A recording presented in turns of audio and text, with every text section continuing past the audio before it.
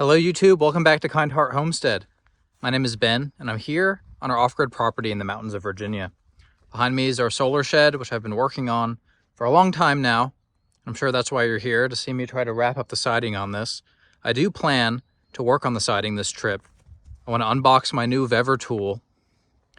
It's a metal nibbler and it should allow me to make short work of these angled cuts and any sort of custom cuts that involve me going over those ribs in the siding.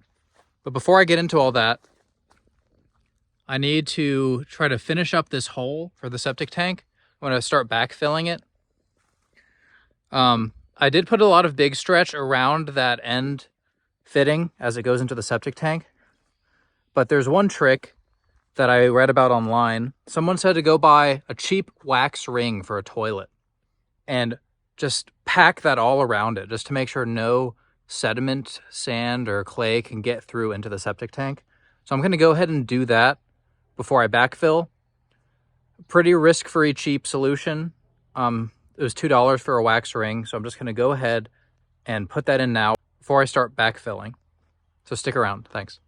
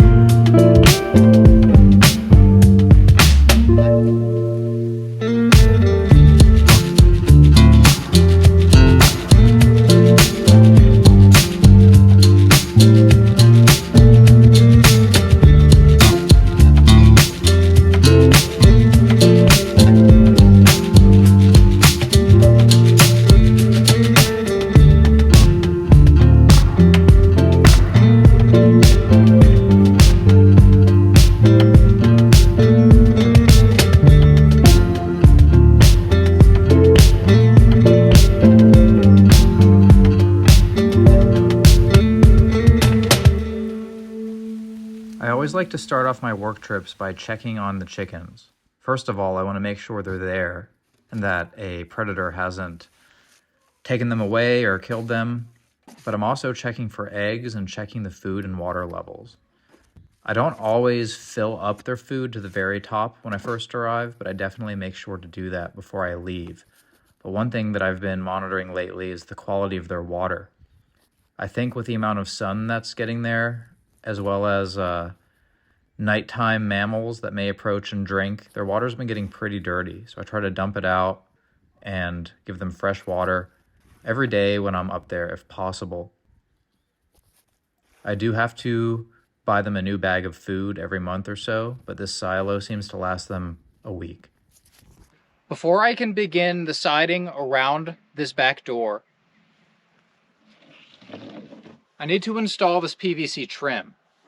This door did not come with the brick molding like the front door did, so I need to cut 45-degree miters so I can trim out all around this door jamb, and then I can add the C-channel. I could potentially add the C-channel first and just measure a sufficient gap for this trim to sit in, but that just seems unnecessarily complicated, especially since I have the tools to cut this pretty easily. So I just need to get this up on the wall. I'm probably going to glue it in place because I don't have access to my finishing nails. I think I would need galvanized finishing nails for my finishing nail gun, which requires an air compressor to run. I don't have a cordless nailer yet for finishing nails. I only have the Milwaukee framing nailer, which was great for building this building. I might still get a trim nailer, but since I haven't yet, I just have to base it on the materials that I have. And I have some heavy-duty Gorilla construction adhesive, so I can put a few dabs on that, get it up on the wall. I can always add fasteners later. I just need to have it in the general place that it's going to go so I can put up the siding.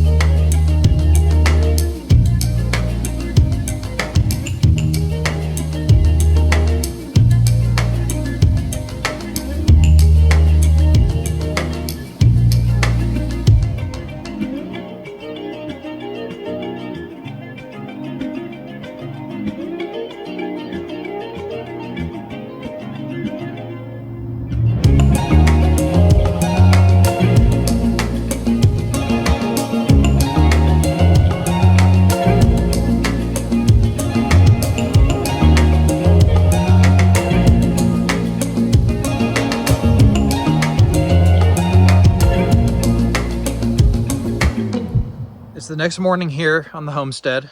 I'm up with the sun, so I'm going to be contending with this glare for a bit. Hope you don't mind. Anyway, it's time to address this hole, which is supposed to be the exhaust vent for the hot water heater. Let me show you the water heater real quick. It's just this, I would call it kind of a medium-sized unit. It's definitely bigger than the camping varieties that aren't meant for inside permanent use. Those kinds have hose fittings on them, so you can attach your shower head hose directly to it. I decided not to get that, first of all, because I needed permanent pipe thread fittings instead of hose fittings, and I didn't want to adapt everything. And also because those ones are not rated for continuous use. They will turn off after a couple minutes, I guess because their components aren't meant to withstand that sort of heat for that long. This one is convertible between natural gas and propane, which is perfect for us because we're going to have a propane tank approximately 12 feet that way. So I have the incoming line, that's where the fresh air goes that way, over the double top plate and into the vented soffit area. I like having the independent input and output so you can put them in two different places. So now what I'm dealing with is the output. You can see the light coming in right up there. And that's from the outside. So I'm up on the step ladder here, just trying to look in. I might need to get out my taller ladder. But you can see I put the 90-degree duct in there. It lines up pretty well, top to bottom on this hole. But this hole is a bit off center. I need to expand it to the right so I can fit this wall thimble through. It's a two-piece kit. I believe this might be the inside part, and then this is the outside part. They'll meet in the middle, and they overlap like this, so you can adjust it based on the thickness of your wall. Sort of like a pre-hung, pre-trimmed out door that you would put in your house for like a bedroom or a bathroom.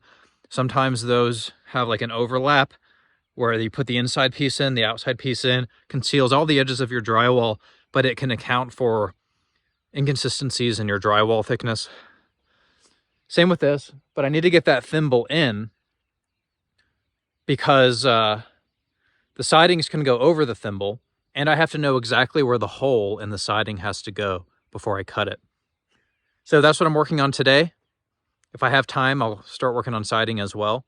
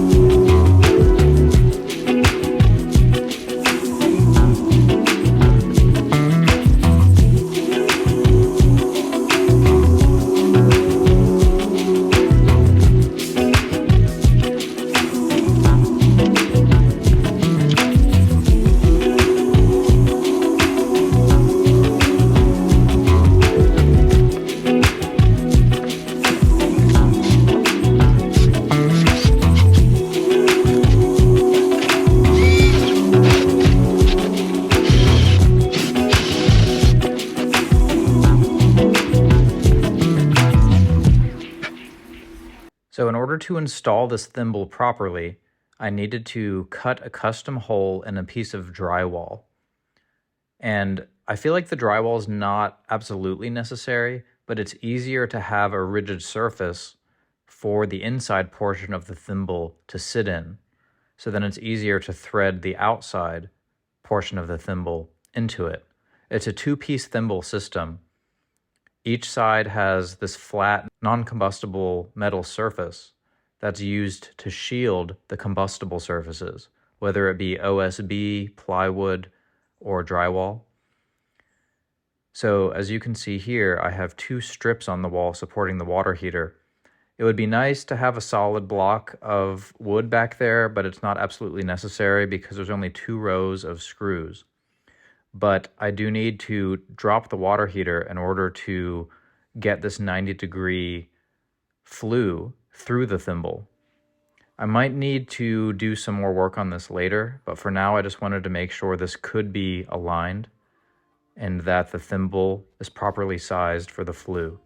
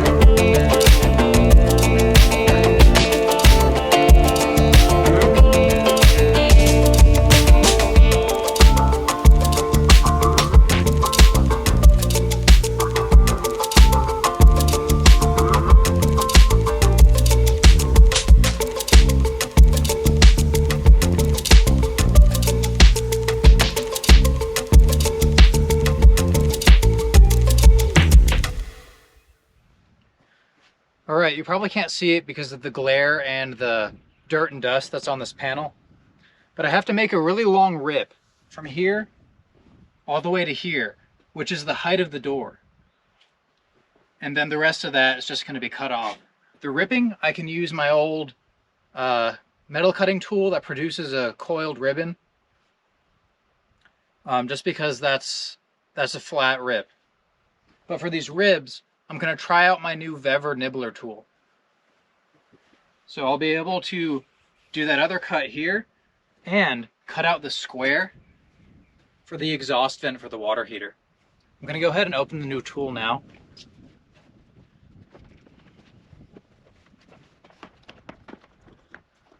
Got a manual, gloves. Here's the tool here. And we have some sort of wrench. I guess that's to remove the bit here, the cutting bit.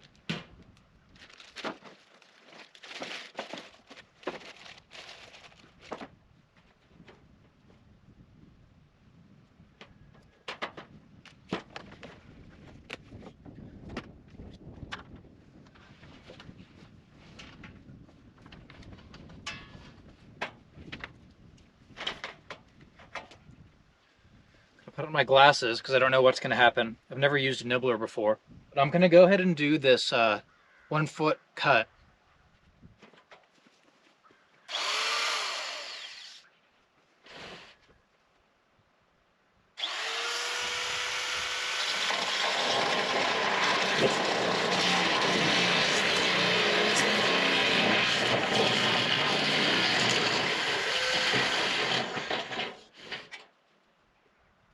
Alright, well that takes a pretty big chunk out of it, which I'm fine with because my ribbon cutting tool cuts out about the same amount.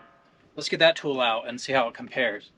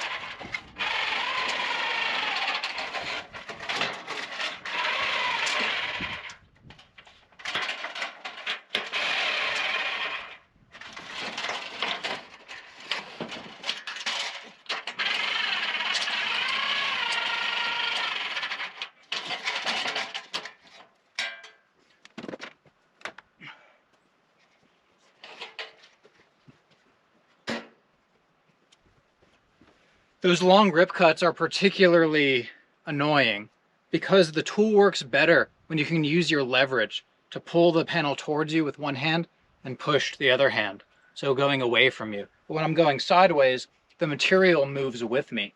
So I have to try to figure out ways to pin this down without pinning down the tool. You may have noticed that from here to here was fairly quick, but then once I hit this OSB, then all that friction and the weight of the tool made it really slow down. So while the nibbler may be fast, it's a bit harder to control because it doesn't have a straight part of the tool to continue in its own track. If you've ever used circular blade tools like a table saw or a handheld circular saw, you'll know that the length of the blade helps to keep the cut straight. Similar with this tool, you can get off track a bit, which is why it's important to draw a line, but that momentum you get going straight really helps you. The nibbler, it's kind of a free-for-all drawing tool. So for shorter cuts, it's probably going to be very accurate. But for the longer rips, I'll probably continue to use that coil tool. For one thing, that coil is just one piece of waste, whereas the nibbler creates hundreds or even thousands of these tiny little metal shavings. I have one of those magnetic nail pickup tools that a lot of professionals use after doing roofing because all the nails and stuff fall off the roof. So I might go grab that and see if it'll pick this kind of stuff up. But for now, I'm just going to keep going, try to get this panel completed.